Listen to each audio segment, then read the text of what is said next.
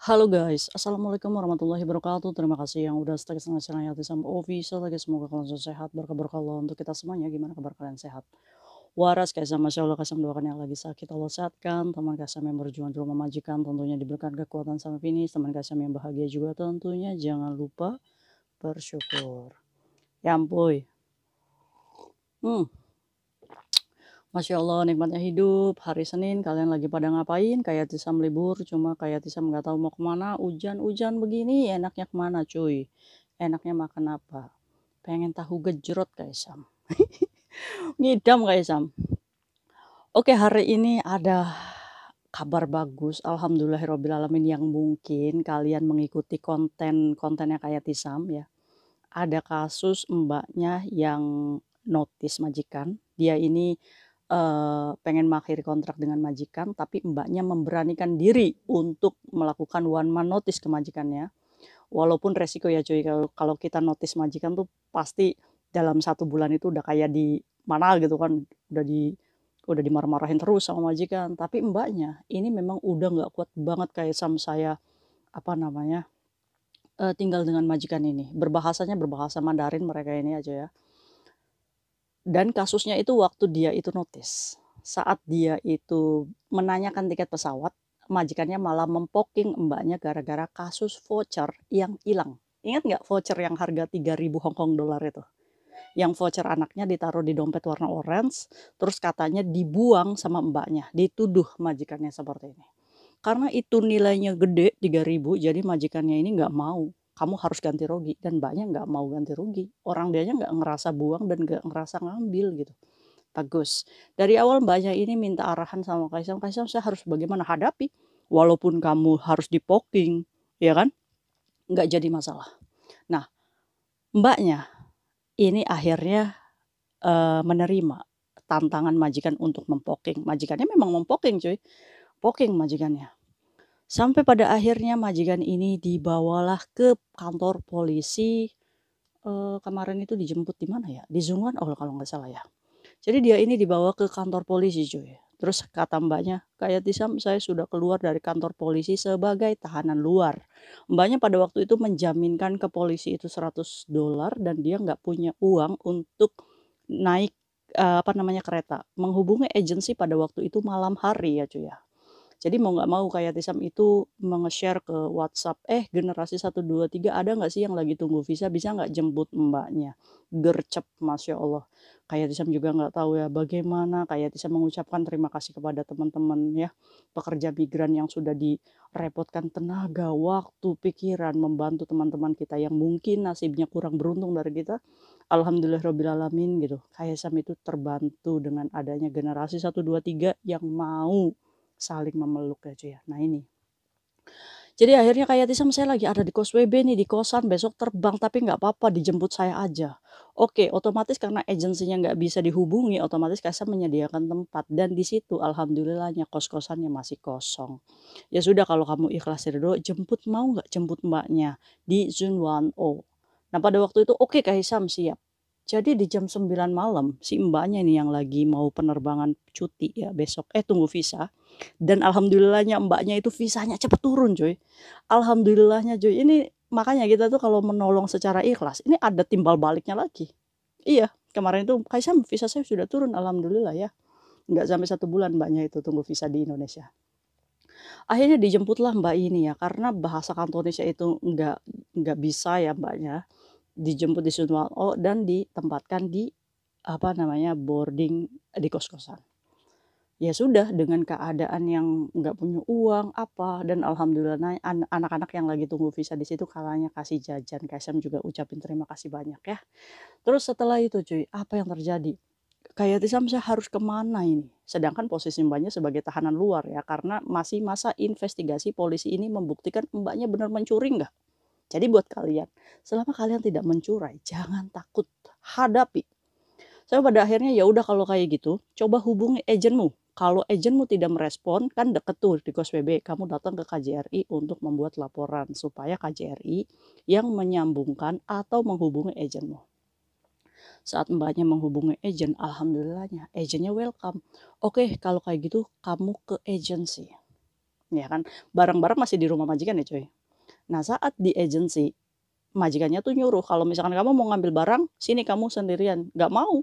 Ya polisi pun tidak mengizinkan Mbaknya untuk bertemu sama majikan. Jadi kalaupun ngambil, harus sama agensinya. Tapi alhamdulillah agensinya good ya, Kaisam fair aja kalau agensinya good, Kaisam good ya.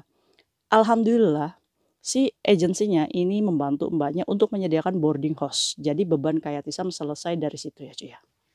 Selesai itu. Kayatisam, saya nunggu di sini sampai berapa lama? Sabar, terus berdoa. Semoga aja ada titik apa namanya baik ya cuy. Dan alhamdulillahnya 3 hari setelah dia menjadi tahanan luar, dia ini mendapatkan telepon bahwa vouchernya ternyata itu di refund. Jadi vouchernya itu cuy, secara tidak langsung kembali lagi ke banknya si majikan itu cuy. Jadi alhamdulillahnya majikannya cabut kasus. Wis, mantap ini ya. Coba kalau kita disuruh tanda tangan untuk mengganti rugi, jangan mau. Makanya biarkan polisi ini yang apa namanya, yang membuktikan kalau kamu mencuri apa enggak gitu cuy. Jadi akhirnya si voucher itu kembali, akhirnya majikan ini mengakui bahwa dia menuduh CC-nya karena duitnya sudah kembali. Alhasil laporan polisinya ini dicabut, tapi tetap Mbaknya harus laporan terakhir di tanggal 22 besok. Setelah polisi ini dicabut, majikannya ngegelo. Harusnya kan hak-haknya dibayar dong. Dia loh langsung menyuruh Mbaknya keluar, itu beda ya cuy ya. Kalau dia menyuruh Mbaknya keluar, itu jatuhnya apa? Jatuhnya majikan harus membayar semua ganti rugi 1 bulan notis itu. Ya, nah itu cuy. Terus sisa gaji dan lain-lain sama tiket pesawat. Sampai pada akhirnya si agentnya ini bagus lagi. Ya walaupun Jen ya, kamu tidak mendampingi Mbaknya ke Lebor, setidaknya kasih arahan. Nih kamu datang ke Lebor, tuntut hakmu di sana. Nanti kamu ditemukan sama majikan kamu dan kamu minta hak kamu. Udah sih sebenarnya pekerja migran tuh cuma minta support seperti itu aja dari agensi. Kalau kalian nggak mau bantu gitu, setidaknya jangan mempersulit ini CC untuk mendapatkan hak-haknya. Lumayan loh, dia memiliki hak 7.000 misalkan. Dia bisa loh 14 juta itu untuk dia modal di Indonesia. Kan agent kamu sudah diberikan hak ya pembayaran oleh pekerja migran ini. Setidaknya ya bantulah dia sampai mendapatkan haknya. Benar nggak? Iya, tenang-tenang Aisyah. Galau lagi. Tanggal 10 kemarin dia udah woro-woro sama Kaisam. Kaisam saya minta pendampingan bahasa. Wah, generasi 1, 2, 3 lagi nih yang dimainin.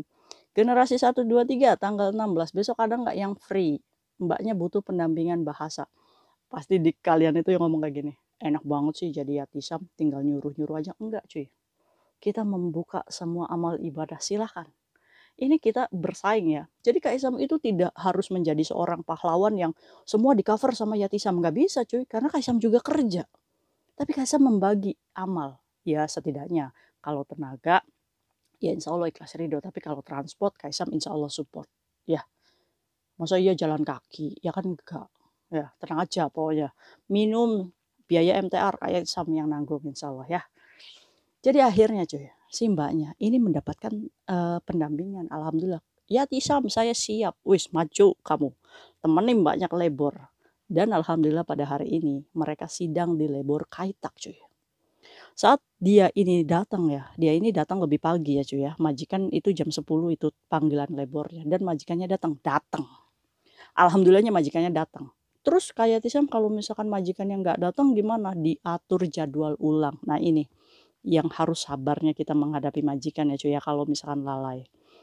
Nah, majikan datang cuy pada waktu itu. Terus datang, kalian tahu nggak majikan ini udah kentai seng ngomong sama Mbaknya. Ngomong apa? Dasar kamu itu lapsap katanya.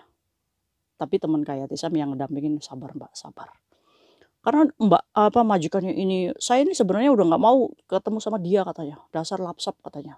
Terus temennya Kaisam ngomong kayak gini, kan bisa bahasa Kantonis. Ya dilawan lah. Ngomong. Lehom hoi ya, mau kentai seng lah, jangan kamu teriak-teriak lah, katanya di apa namanya, ditepis nih sama teman Kaisang. Bagus, bagus. Akhirnya saat masuk ruangan ya cuy, si Mbaknya ini kan boleh nggak teman saya bawa karena saya nggak bisa bahasa. Lebornya ngizinin, tapi majikannya Karena tahu nih teman Kak Yasam bisa kantonis. Dia ngomong, "Saya keberatan ini kalau dia masuk," katanya kayak gitu. Cuma Mbaknya sudah kita edukasi, "Kamu harus berani fighting apapun yang terjadi kamu, ini hakmu." Ya kan? Terus teman Kaisamnya akhirnya si labor ini ya sudah tidak masuk, ini yang dampinginnya karena si majikannya takut. Karena sudah ditebas tuh pertama itu. "Jangan kamu teriak-teriak, kamu ngapain teriakin teman-teman saya ini?" Ya kan. Akhirnya masuk di ruangan itu cuy, ada apa namanya, pemimpin labor yang memimpin sidang apa, mediasi ya cuy, antara majikan dan si Cece. Majikannya tidak berkutik, takut dibawa ke labor, takut sendiri. Akhirnya si majikan itu, "Oke, saya belikan tiket. Tiketnya hari ini." "Nggak bisa majikan, kalau kamu hari ini saya harus ada laporan polisi tanggal 22." Jadi akhirnya majikannya mengiyakan dibelikan tiket tanggal 23 besok. Dan hak-haknya labor ini mengatakan, "Kamu yang harus dibayar itu tuh segini, sebesar 7.000 Hong Kong dollar tanpa pilih pala." Majikannya apa? "Oke, saya bayar," katanya. Wis, mantap, is the best perjuangan Mbaknya. Menerapkan keadilan, mendapatkan hak-haknya. Kun fayakun hari ini. Alhamdulillah Kaisam, semuanya lancar. Tinggal pencairan katanya. Jadi bukan pencairan bank aja, jadi pencairan uang labor ini ya. Alhamdulillah mendapatkan hak-haknya. Ini indah pada waktunya. Jadi buat kalian, apa nih pembelajaran yang bisa kalian ambil dari sini? Saat kalian dizolimi majikan, dituduh-tuduh yang enggak iya-iya gitu kan. Jangan mengiyakan dan jangan menandatangani. Jangan pernah menandatangani surat yang kalian nggak ngerti. Ya, kalau misalkan agen nggak mau memproseskan kamu labor, sendiri saja. Karena pada dasarnya sidang labor itu antara kamu, majikan, dan labor, selesai. Majikan mau nggak mau, kamu kalau misalkan memberhentikan tanpa pemberitahuan, kalau ini bukan kesalahan kita ya cuy, kita berhak mendapatkan setidaknya 1 bulan pengganti, 1 bulan gaji. Jadi buat teman-teman Kaisang di luar sana, jangan mau kalau misalkan kamu diusir sama majikan, dituduh-tuduh aja nih dari kasus yang kemarin yang 2000 itu ya, yang dituduh mencuri, Mbaknya langsung dipulangkan, agennya malah nge-backup majikan, itu pulang loh tanpa hak-hak. Kalau dia itu bersabar 1 minggu aja nunggu di Hong Kong, menang dia haknya, lumayan kan 9.000, 7.000 untuk modal di Indonesia. Mbaknya loh yang kemarin pulang cuma bawa 2.000 ditutup bungkam sama agennya aja. Ini Mbaknya yang sabar, dituduh-tuduh, cair 7.000. Lumayan kan? Itu hakmu. Perjuangkan kamu sendiri. Oke? Terima kasih buat teman-teman KSM di luar sana yang sudah mensupport Mbaknya sampai mendoakan ya. Alhamdulillah Mbaknya tanggal 23 besok pulang. KSM kalau udah dilaporin polisi kayak itu bisa cari majikan, kan sudah dicabut perkaranya dari majikan, bisa datang lagi ke Hong Kong ya Mbak ya. Kalau mentalnya sudah sehat lagi, kembali bekerja lagi. Oke? Mungkin itu sharing KSM hari ini, semoga bermanfaat. See you next day, bye-bye. Assalamualaikum warahmatullahi wabarakatuh. Buat kalian yang pernah sidang labor, kira-kira kalian pernah menang berapa Hong Kong dollar nih? Coba KSM kepo deh. Bye-bye.